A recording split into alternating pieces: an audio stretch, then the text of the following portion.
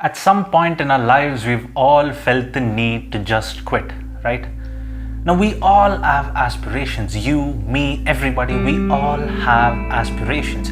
But in terms of achieving that, it is like the oscillation of a pendulum. At times, we feel the need to go through it fully, and at times, we also go the full way in walking away and quitting. Much like how you go through one whole extreme, you travel in the negative direction in the other whole extreme too. Now, this is why we seem to be having an internal conflict on whether we need to continue or whether we need to walk away. So, why do we feel the need to walk away and not cross that hurdle? Now, many people before me who have spoken about this subject have said that it is because our purpose is not strong enough. But the Bhagavad Gita asks, is it because you're afraid of change that you seem to be walking away? That's the key word right there, change. Now, when we are afraid of change, the main reason why we are afraid is because when we perform a particular task, we expect a result out of it. And when that result doesn't happen, and when that change happens, that causes some sort of panic and we tend to walk away. But while performing a particular action, if we look at it as a mode of gaining knowledge through an experience, that is what the Bhagavad Gita calls divine. Because while gaining the experience, there is nothing called as loss or victory, success or failure, or right or wrong, but it is just a normal experience which would lead you a long way as it gives you longevity.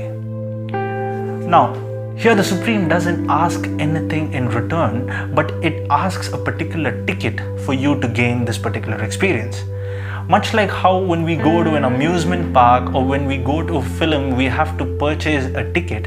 Here you have to pay a price to go on this ride of experience. And the Supreme says, in order for you to gain this experience, you have to leave your emotions at the door. Now, as harsh and silent that statement is, that is a very powerful statement on how we have to leave our emotions at the door. Because it is our emotions that make us feel superior or inferior over the other. Now, if we leave it at the door, we can freely enjoy the experience as it is. And that is what I have been saying right from the first episode. It will always lead the way, and all you have to do is free your mind. And that is what this verse is fully about. When you free your mind, you can enjoy the experience to its maximum extent. Now, here the Supreme gives us two paths. The first path is the path of letting your emotions get the better of you and live in that dark delusion. And the second path is leave your emotions at the door and enjoy this experience while it lasts for eternity. Now, here I'm not trying to persuade you to choose either of the paths, as that is up to you. But I'm going to tell you how to choose either one of these paths. Now, we all, without a shadow of doubt, without an ounce of hesitation, know what the right path is deep down. Now, there is a voice inside you that would say what the right path is. It would persuade you to go towards the right path, the hard path. But do we listen to it? That is the question again. Do we listen to the voice that our mind or body tells us in taking that particular path? Now, if we do take that path, it is good, it is blissful. But sometimes we fail in picking the right path, though we know that it is right. And the reason for that is simply because the lack of courage in taking that path. So it is a path of character. It is a path made of willpower. It is a path made of a huge amount of dedication in continuing towards your goal. So here, to cement the meaning of this verse, I'm going to give you an interesting analogy of how not to quit with an example of how to quit. Let us take an hypothetical example that from tomorrow we want to give up eating non-vegetarian. So here, eating non-vegetarian is just an example of a particular habit, and you can have any habit that you want to come out from through this example. So we make up our mind that we want to leave non-vegetarian. Now the first week is amazing. You feel good about yourself that you've started something fantastic. You look in front of the mirror and you say, bravo, you've embarked on this wonderful journey and we're going to continue doing so. And the mind too is not too bothered about it, because 1 week it seems like the man is taking a break. Now comes the second week. Second week, the mind starts getting distracted, like this particular human being has not had any meat for the past 8 days. So the mind starts talking to you. It asks you, why is the reason that you quit eating meat? Now this is just the 8th day, so you're still confident and you're still clear on the objective, and you say that no, I'm not going to deviate. So you're still focused on your goal.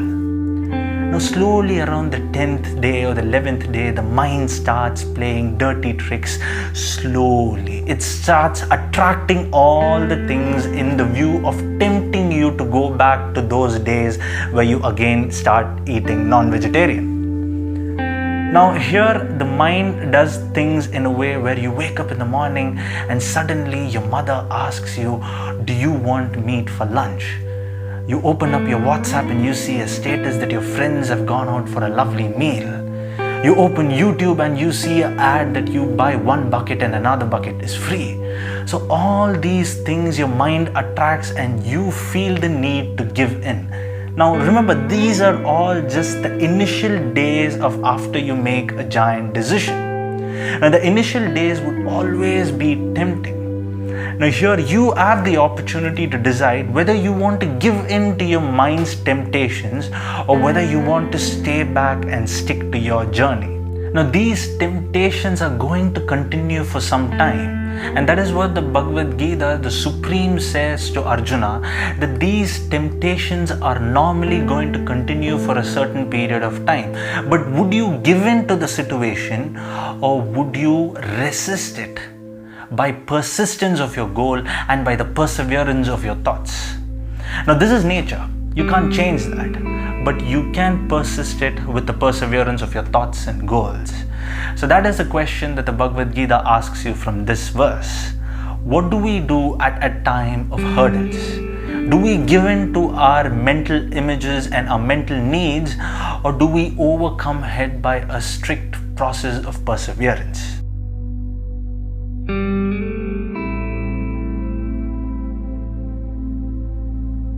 Now don't you forget, guys, it will always lead the way, and all you have to do is free your mind. And while you do that, make sure you hit this subscribe button right here so that you don't miss out on any of our future videos. Click here to view our most recent upload and comment below on what you think is the one habit that you want to change. And as always, thank you for watching, and until the next episode, it is goodbye.